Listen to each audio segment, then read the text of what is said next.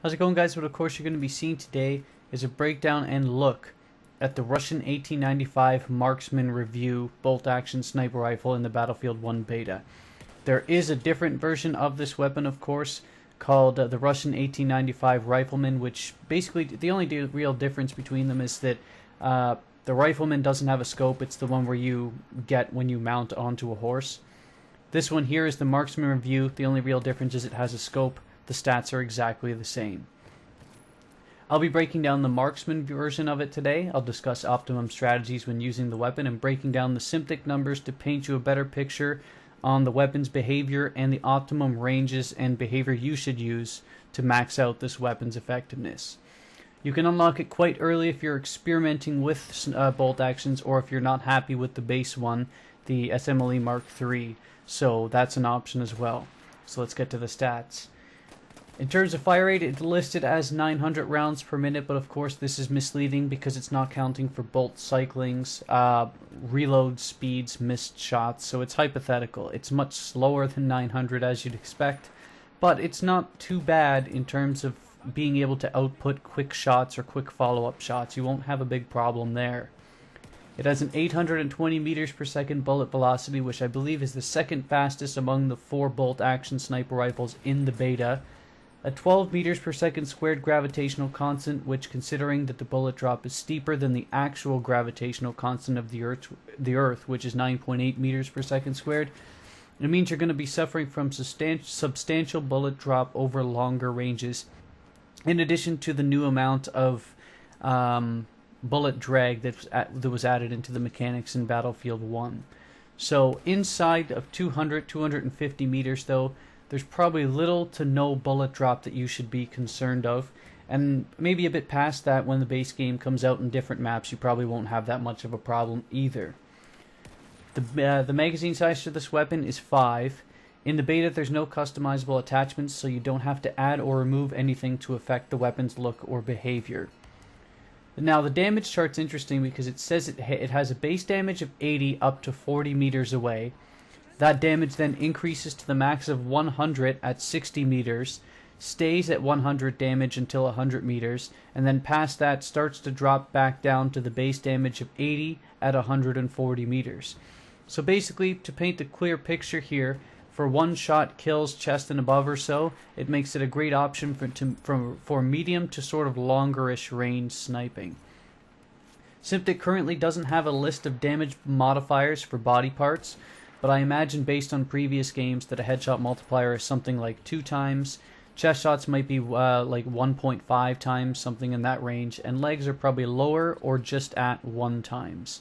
Of course, don't take these with a grain of salt in the beta, at least, because there were no official modifier numbers listed, so I'm just going by the what I've seen in the past. But if the base damage is 80, say at 250 meters, and you're getting a headshot as a one-shot kill, then obviously there's some multiplier at play.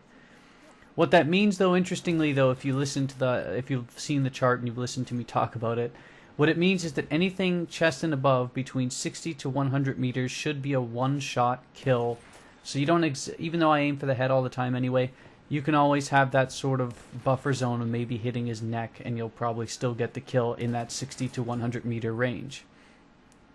Reload speeds are different now, and like I said in my previous one, I will have a separate video breaking down exactly how to optimize them and account for them.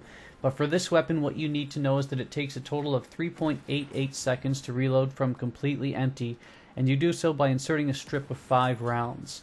If you reload individual rounds instead of inserting the strip of 5 rounds, it will take anywhere between 0.86 seconds to 4.76 seconds when adding 1 to 4 rounds. So my advice, obviously, if you're going by that, is to either fire 1 to 2 rounds and reload after that, or just wait to use all 5 rounds and then and then put in all 5 at once as a strip. So what ranges or situations does this weapon excel? As noted earlier, the weapon outputs a max of 100 damage at that 60 to 100 meter mark. So if you're looking for one-shot kills with a bit more forgiveness if you don't exactly hit their head exact, then you'll want to stay within this 60 to 100 meter range. I always aim for headshots anyway, so it doesn't make a big difference in this range.